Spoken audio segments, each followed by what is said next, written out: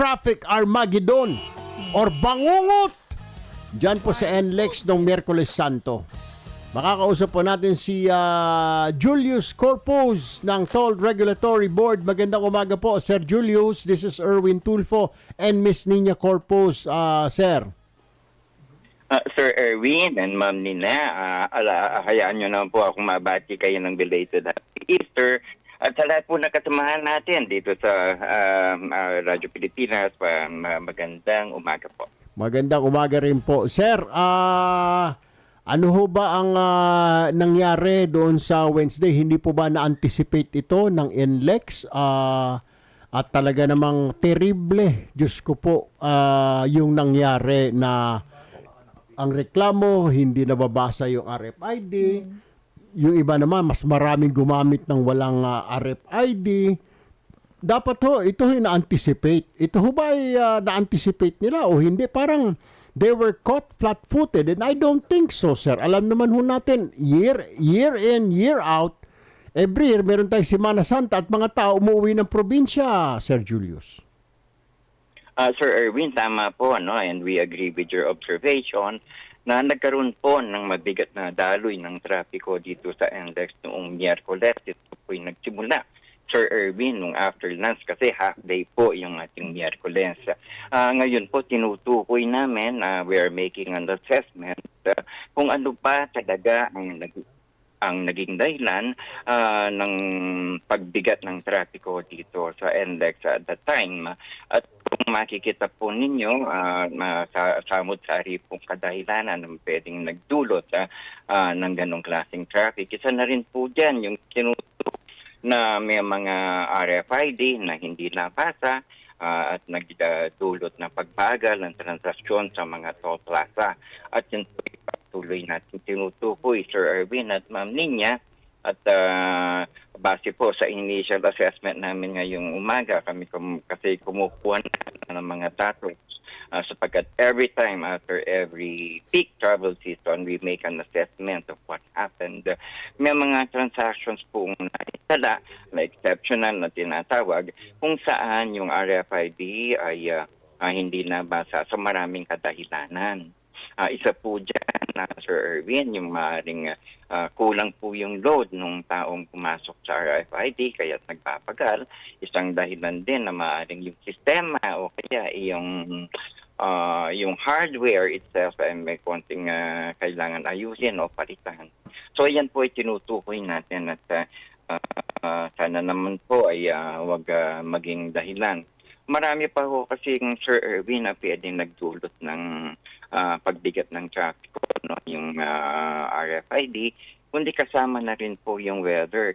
Matandaan po ninyo, napakalakas po ng bagsak ng ulan nung hapon na yon. Tamang paglabas ng ating motorista palabas ng ating mga expressways, particularly in the north. At may mga incidents po na nangyari, mga road vehicle, mga accidents na kailangan i-clear. Lahat pong yan, Sir Erwin and Ma'am Nina, ay pinag-aaralan ngayon at ina-assess ng ating tanggapan upang sa susunod pong pagbiyahe. Sir Julius, Sir Julius. Yes, Sir Erwin. Opo. Ilang taon na po yung NLEX na yan? Sir Erwin, 1970s pa po yan. Kayo po sa TRB, ilang taon na po ang TRB? Ang TRB was 1977 po. 77 pa tayo, Mang Julius. Meron na tayong Semana Santa. Di po ba? Ay, Semana Santa po ay hindi po yan this year lang.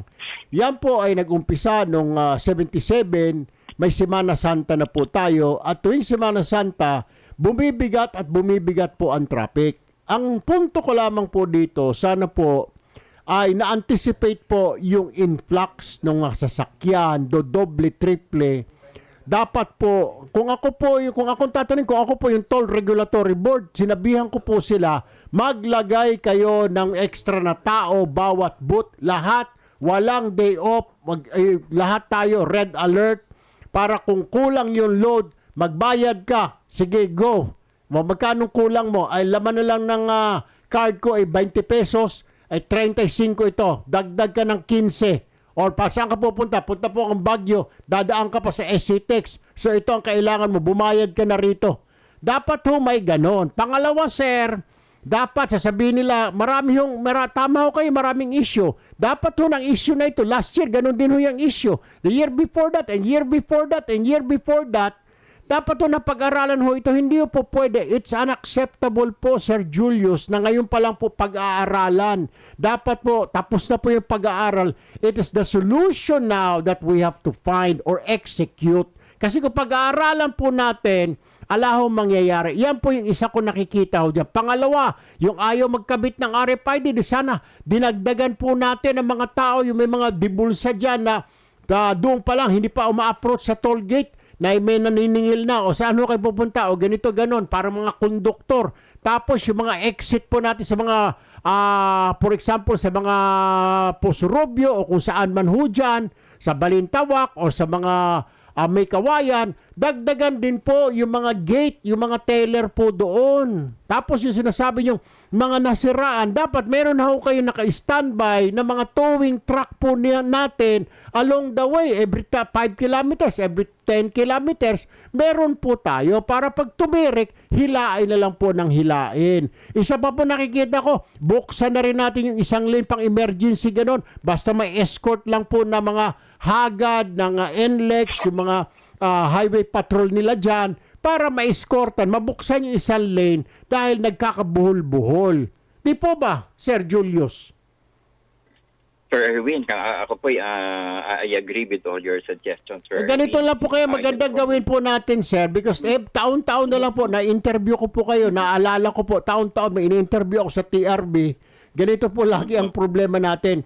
Ako po yung magbo-volunteer next sa Semana Santa para tumulong po dyan kung ano pong gagawin, kung kailangan ng NLEX ng tulong para mabigyan po namin ni Miss Tina Corpus ng payo kung ano dapat nila gagawin. Kasi po, hindi na po ito unacceptable na po itong pag-aaralan po lagi. Dapat po solution na ang gagawin natin. Hindi na po mangyari po ito. Ano po? Hindi po ako galit sa inyo personally, sir, ha? Alam ko, sumusunod lang po kayo. Meron po kayo mga policies and programs dyan.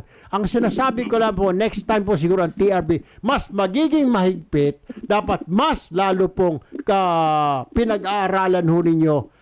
Hindi na po pag-aaral, kundi i-execute na lang po yung mga solusyon. Tama po ba, Sir Julius? Sir Erwin, we will more than appreciate all the help that you can give. Thank you po. Isa lang pong hangarin natin makapagbigay ng maayos na serbisyo sa motorista. Magpapasalamat po kaming malaki with your help. Thank you po. Maraming salamat po, Sir Julius Corpus, spokesman TRB. Good morning po. Good morning po ulit. Nasa linya rin po si Sir Robin Ignacio, Traffic Operations Head ng NLEX. Magandang umaga po, Sir Robin. Good morning po, Sir Aaron. Good morning po. Opo, kasama ko po si Miss Tina Corpus, Sir, ang aking pong partner ngayon. Live tayo sa PTV at sa Radyo Pilipinas, nationwide.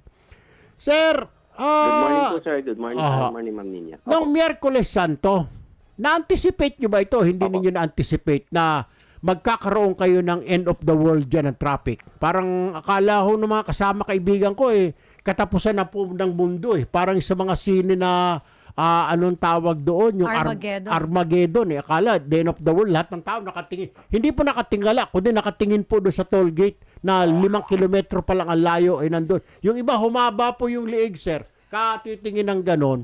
Opo. Hindi ho ba na-anticipate ito, Sir Robin, yung nangyari nung Wednesday?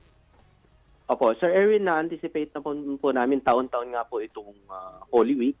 At ganun din po yung sinasabi natin dito sa mga panawagan po natin bago po mag-Wednesday at Thursday po. Lalo na itong pa-northbound po, na talagang itong Miyerkules sa mga noon time po, unti-unting tumataas yung volume po natin hanggang sa hapon. Ganun din po yung Huwebes Santo. So kumpara po yung Miyerkules Santo, yun, mas malaki po kaysa ini-expect natin yung dumaan po dito sa Balintawak lang po. Kasi other areas naman po like Mindanao, that's another entry to the index po, and then Karawatan, wala po tayong ganitong pagpila po. At isa po yung system naman po na ginagamit nating RFID. Dito lang po sa Balintawak, nagkaroon po ng ganyang ng pagbagal dito po sa papasok po ng Balintawak Toll Plaza kasi meron po talaga tayong increase ng volume po ng mga 30% po that particular day at concentrated po dun sa hapon na yan po. So, yun pong available na lanes po natin, open na po, naman po lahat.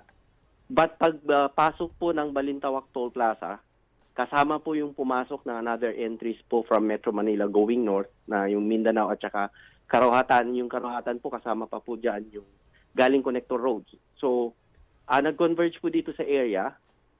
Dumami po yung nag-converge after ng Smart Connect interchange. So, yung tail end po umabot po ng halos dito sa barrier. Yun po kasi nagkakasabay-sabay lang po sila dito. So, yung sa plaza naman po, gusto man po nating bilisan yung transaction, wala rin pong pupuntahan kasi slow moving po yung traffic natin na nagkasabay-sabay. Yun po yung dahilan po nung Miyerkules po.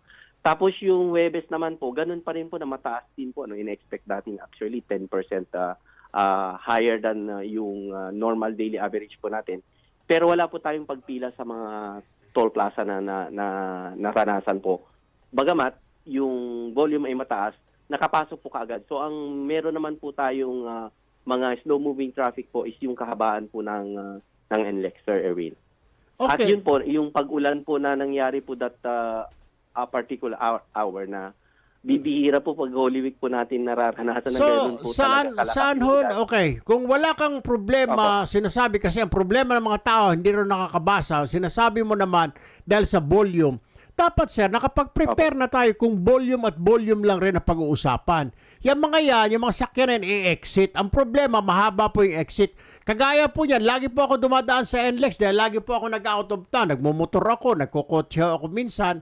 Nakikita ko yung may kawayan dyan, ang haba po ng pila dyan dahil isa lang o dalawa lang yung teller. Sana ho, buksan ho ninyo, dagdagan ho ninyo ng tao kahit na dalawa lang ho yung booth ninyo dyan. Meron kayong mga additional na tao na mga mano-mano na may mga dalang mga barya, may dalang ticket para sa ganun sir mabilis. At lahat ng mga exit zone ninyo, starting po sa Balintawak, all the way hanggang doon sa SC Tech sir, dapat may ganyan ho kayo, pati pabalik, mayroon hong ganun. Dapat sir na-anticipate na ito kasi if you will just keep on saying volume na sasakyan sir, dapat meron na ho tayong ginagawa kasi every year naman ho may Holy Week tayo. Hindi lang naman ngayon itong Holy Week natin, di po ba? Next year, gano'n na naman ho ito. At wag na ho natin sabihin na volume pa rin ho. We keep on blaming the volume, sir. Opo. Actually po, yung pagkakaroon po natin, sir, ng RFID, tama po kayo, meron pong mga ilan pong hindi nababasa po. At maraming factors po affecting that. Yun pong readability pa rin po nung RFID sticker.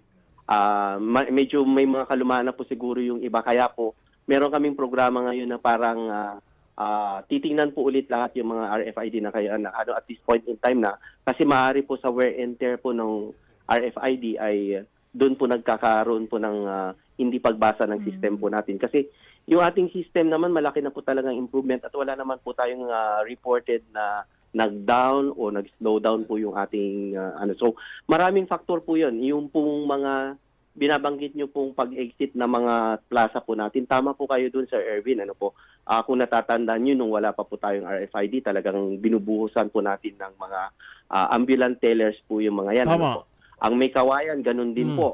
Ngayon, nakapagdagdag po tayo ng another exit. But yung continuously na year on year na tumataas po yung volume po natin, kaya po tayo nakapag-RFID, malaking tulong po yon. Ngayon po yung minsan yung problema po natin dun sa pa-exit naman, dagdagan po natin ng dagdagan, pero kung yung pupuntahan po ng mga receiving roads po ay congested, parang wala rin po yung effect.